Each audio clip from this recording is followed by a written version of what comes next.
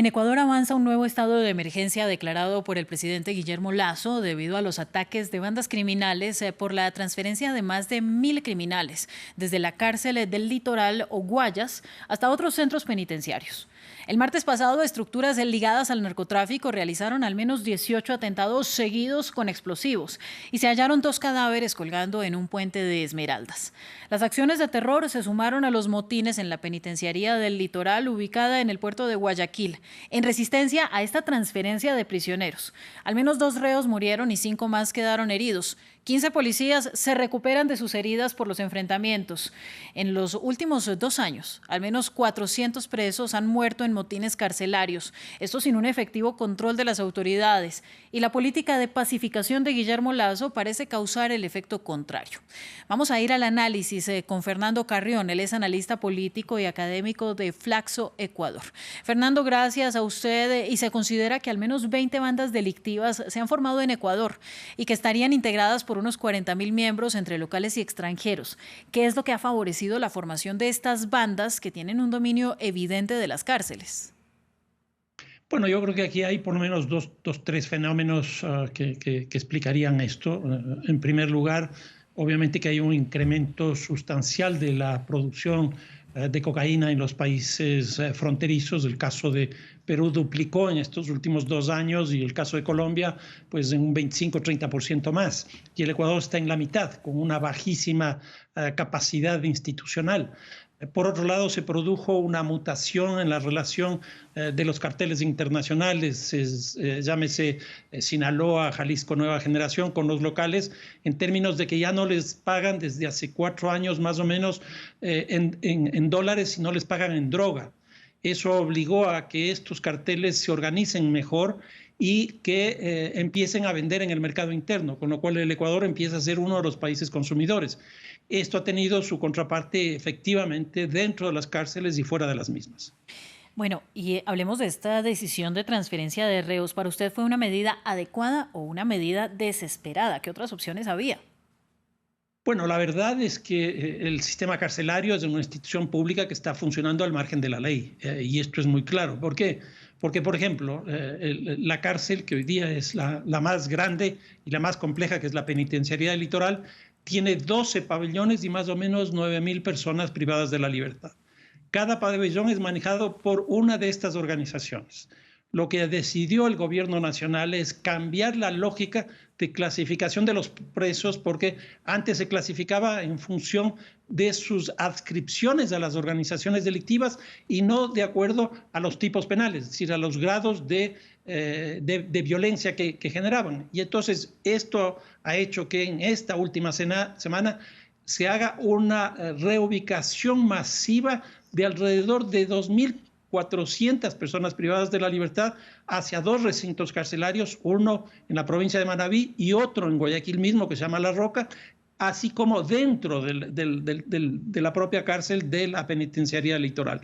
Vamos a ver si es que eso hace que el Estado, el sector público, pueda recuperar el gobierno del sistema carcelario. Bueno, y esas movilizaciones de reos fueron las que causaron estos episodios de violencia y estos motines que además se repiten en las cárceles ecuatorianas desde el año 2019. En 2022 el problema evidentemente sigue sin solucionarse. ¿Por qué se está abordando tan tardíamente?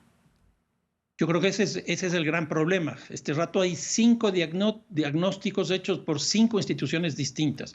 La Asamblea Nacional, la Comisión Interamericana de Derechos Humanos, una comisión de pacificación, etcétera. Y ahí se han hecho muchas recomendaciones y desgraciadamente no se ha asumido el tema. Recién este fin de semana, o esta semana que acaba de pasar, desde el primer día de este mes, se entró con una política de ese tipo que a mí me parece acertada. Pero ¿qué es lo que ocurre? Nosotros ya sabemos en el Ecuador y en América Latina que cuando hay reubicaciones se producen hechos fuera de las cárceles y dentro de las cárceles. En el caso del Ecuador hemos vivido por primera vez, yo diría, la semana con los mayores grados de violencia a lo largo de toda la historia del Ecuador.